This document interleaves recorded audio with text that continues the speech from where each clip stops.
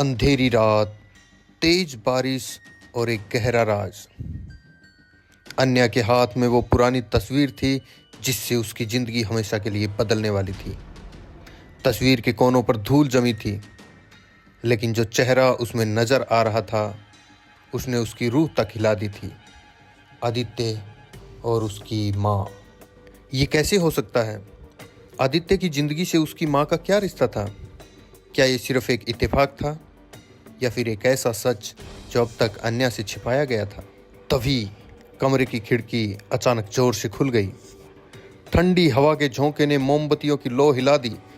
कहीं दूर घड़ी की टिक टिक की आवाज और तेज होती गई, और फिर दरवाजे के उस पार एक परछाई दिखी। वहां कोई था।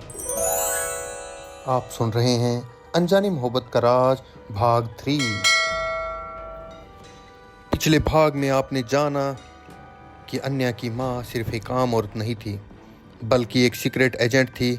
उसकी जान खतरे में थी, लेकिन उससे भी बड़ा रहस्य ये था कि आदित्य उसकी माँ के अतीत से जुड़ा हुआ था। भागते भागते दोनों एक होटल के कमरे में पहुंचे, जहां बारिश से भीगे कपड़ों में उनकी नज़दीकियां बढ़ने लगी। कमरे में सिर्फ बारिश की आवाज़ थी जो खिड़की के शीशों से टकरा रही थी। अन्या अभी भी कांप रही थी, शायद ठंड से, शायद उन खतरों से जो उसका पीछा कर रहे थे, या फिर शायद उस आदमी की मौजूदगी से जो उसके इतने करीब था। आदित्य ने अपनी गहरी नज़रों से उसे देखा। उसकी भीगी हुई साड़ी उसके शरीर से चिपक गई थी, और बालों से टपकती पानी की बूंदें उसके कांपते होठों तक आ रही थी। तुम ठंडी हो रही हो, आदित्य ने धीरे से कहा और अपना ब्लेजर उसके कंधों पर डाल दिया, लेकिन अन्या ने कुछ नहीं कहा। आदित्य ने धीरे से उसके गाल पर हाथ रखा। उसकी उंगलियां उसके गिले चेहरे को महसूस कर रही थी। जब तक मैं हूं, तुम्हें कोई छू भी नहीं सकता। उसकी आवाज में ऐसा विश्वास था कि अन्या का डर एक पल के लिए गायब हो गया। आदित्य ने पास पड़े तौलिए से उसके बालों को हल्के से पोंछा, पर जैसे जैसे वो उसके करीब आता गया, अन्या की सांसें और भी भारी होती गई। तौलिए से बाल सुखाते सुखाते उसकी उंगलियां अन्या की गर्दन को छू गई, और एक हल्की सिहरन पूरे शरीर में दौड़ गई। आदित्य, उसकी आवाज़ में हल्की कांप थी। आदित्य ने तौलिया छोड़ दिया और धीरे से उसके चेहरे को अपने हाथों में भर लिया। फिर धीरे से उसने अपने होठ अन्या के होठों पर रख दिए, हल्के मगर बेहद गहरे।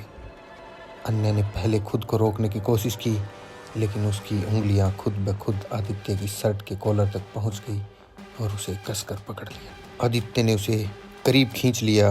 बारिश के शोर के बीच उनके तेज सांसों की आवाज़ भी गूंज रही थी। धीरे धीरे आदित्य ने उसकी साड़ी के पल्लू को हल्के से हटाया। उसकी उंगलियां उसके खुले कंधों को महसूस करने लगी। तुम्हें मुझ पर भरोसा है? उसने फुसफुसाया। अन्या ने गहरी नज़रों से उसे देखा और बिना कुछ कहे उसके सीने पर हाथ रखते हुए खुद को उसके करीब खींच लिया। और फिर उस रात बारिश होती रही, पर कमरे के अंदर एक अलग ही आग जल चुकी थी। सुबह जब अन्या की आंखें खुली तो सूरज की हल्की रोशनी खिड़की से अंदर आ रही थी। बिस्तर के पास आदित्य खड़ा था, शर्ट के बटन बंद कर रहा था। तुम जा रहे हो? अन्या ने धीरे से पूछा। आदित्य ने उसकी ओर देखा और उसकी आंखों में फिर वही रहस्य था। मुझे काम है, लेकिन मैं वापस आऊँगा। पर तभी अन्या की नज़र उसके फ़ोन पर पड़ी। स्क्रीन पर एक मैसेज चमक उठा था। उसे और पास मत आने दो। अगर उसे सच पता चल गया तो वह तुम्हें भी छोड़ देगी। यह पढ़कर अन्या का दिल जोर से धड़क उठा। आदित्य, ये सब क्या है?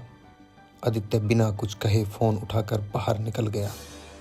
पर अब अन्या जानती थी, उस रात जो हुआ वह सिर्फ एक जुनून नहीं था, बल्कि एक रहस्य का दरवाज़ा भी खोल चुका था।